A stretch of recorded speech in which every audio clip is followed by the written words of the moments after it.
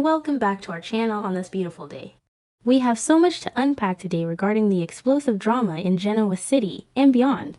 The shockwaves from Las Vegas are still hitting us hard, and it is time to dive deep into the psychological labyrinth of our favorite characters. Let us get right into it. I just keep replaying that chaotic scene in Las Vegas over and over in my head.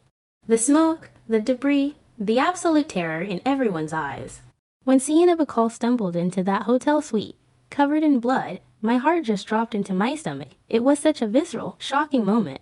She looked so fragile, yet somehow so resolute when she declared that Matt Clark was dead and that she was the one who killed him. I mean, it is a lot to process, isn't it? For a second, you almost want to breathe a sigh of relief. You want to believe that this nightmare is finally over, that the monster who has tormented the Newman family for so long has finally been put down, but then the doubt starts creeping in. It always does with a show like this, and honestly, my mind is just racing with all the possibilities of what is really going on behind Sienna's tearful confession. When I look at Sharon Newman's reaction, I feel this deep, profound sense of validation. Because Sharon is not buying it either, and how could she? You really have to stop and think about everything Sharon has endured at the hands of Matt Clark over the years. The psychological torture, the physical danger, the way he has constantly tried to destroy her life, and the lives of those she loves.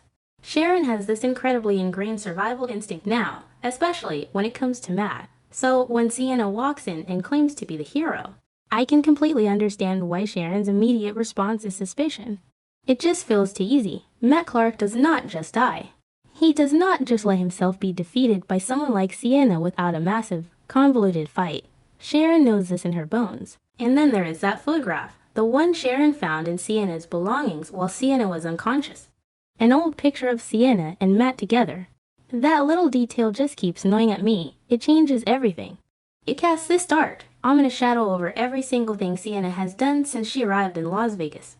I cannot help but wonder if Sienna has been playing a long, twisted game this entire time. Sharon's trust issues are completely justified here. She is looking at this woman who has suddenly embedded herself in Noah's life. A woman who just coincidentally showed up at the exact right moment to save Nick with Narcan, and now claims to have eliminated their greatest enemy. It is just too convenient, and Sharon is absolutely right to question where Sienna's true loyalties lie. But then, I try to put myself in Sienna's shoes, and it gets so complicated. We all saw the way Sienna screamed at Matt when he was holding her and the others hostage. The vitriol, the absolute hatred in her voice, it felt so genuine.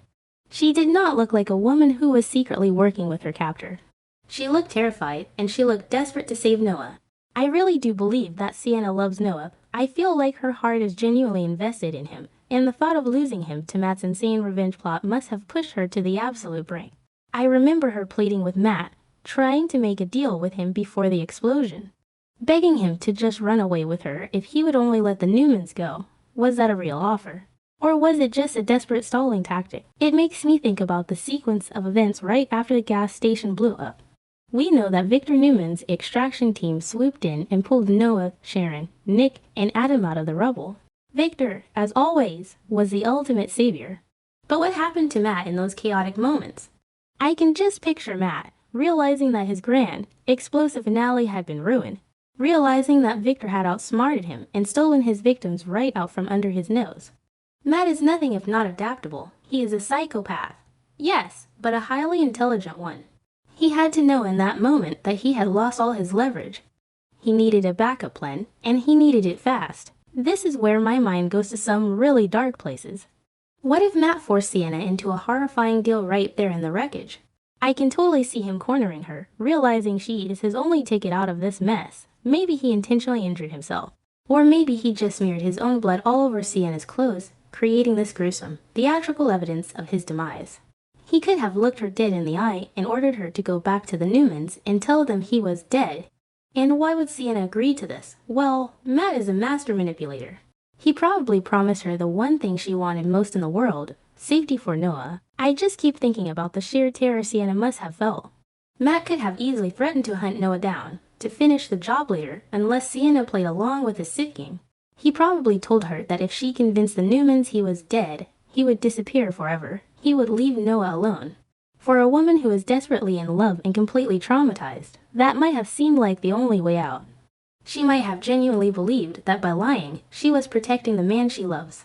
It is a tragic, beautiful, and incredibly foolish sacrifice. Because we all know Matt Clark never keeps his promises. There is also the financial angle to consider, which just adds another layer of anxiety to this whole situation.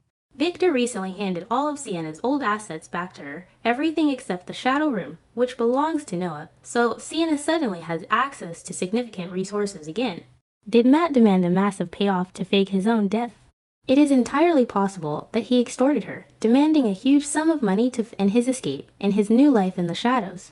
Sienna, desperate to rid herself and Noah of this monster, might have agreed to transfer the funds, thinking she was buying their freedom. It just makes me sick to think of Matt out there, rich and plotting his next move, while the Newmans think they are finally safe. And that is the most terrifying part of all of this, the false sense of security. If Sienna's lie holds up, if she actually manages to convince Sharon, Nick, Adam, and Noah that Matt is rotting in the Nevada desert, they are going to let their guard down. They are going to go back to Genoa City, take a deep breath, and try to heal from this trauma. Nick has a grueling road to recovery ahead of him with his addiction, and the family needs peace to help him through it. But it will all be a lie. They will be vulnerable, completely exposed, while Matt Clark lurks in the shadows, waiting for the perfect moment to strike again. I just feel this heavy sense of impending doom for the Newman family. Sometimes, though, I wonder if maybe Sienna is not consciously lying. What if the trauma of the explosion and the confrontation was so intense that her mind just snapped? What if there was a struggle in the smoke and the fire, and she struck Matt, saw him fall, and genuinely believed she ended his life? The human mind does strange things under extreme duress. She might have felt his blood on her hands and convinced herself that she finally did something heroic, that she finally saved someone after failing to save her brother from his overdose. If she actually believes her own story, it makes her defense of it so much more passionate, and it makes Sharon's suspicions seem almost cruel. But even if Sienna believes it, the reality remains the same, because let us be completely honest with ourselves, we know how the soap opera world works. The rumors have been swirling, and the leaks are out there.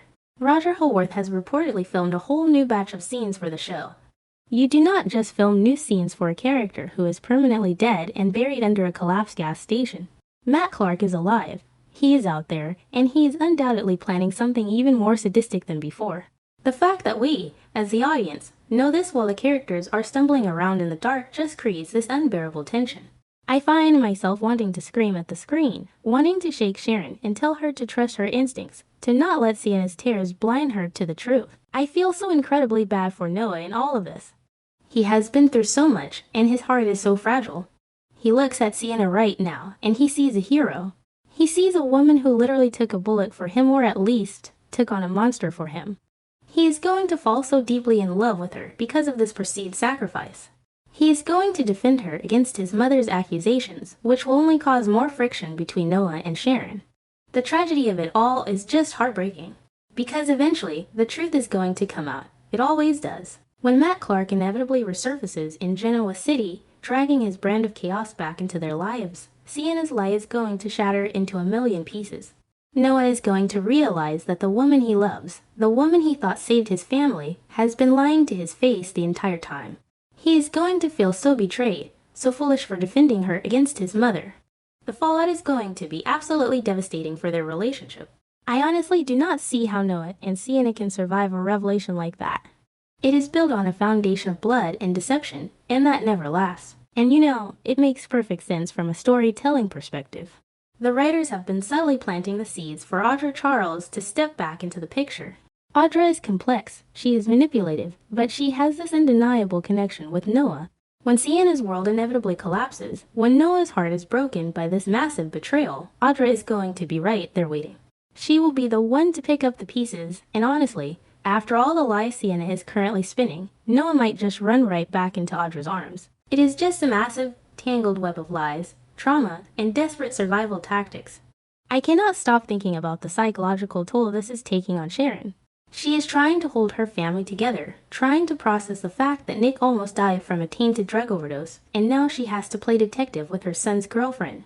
Sharon's intuition is her greatest weapon right now. She knows that Matt's evil does not just vanish into thin air. She knows that Sienna's story has too many holes, too many convenient emotional beats. I just hope Sharon can uncover the truth before Matt Clark has the chance to launch his next deadly attack. The coming weeks are going to be so incredibly tense. We are going to have to watch Sienna try to maintain this horrific lie, watching her crack under the pressure of Sharon's relentless questioning.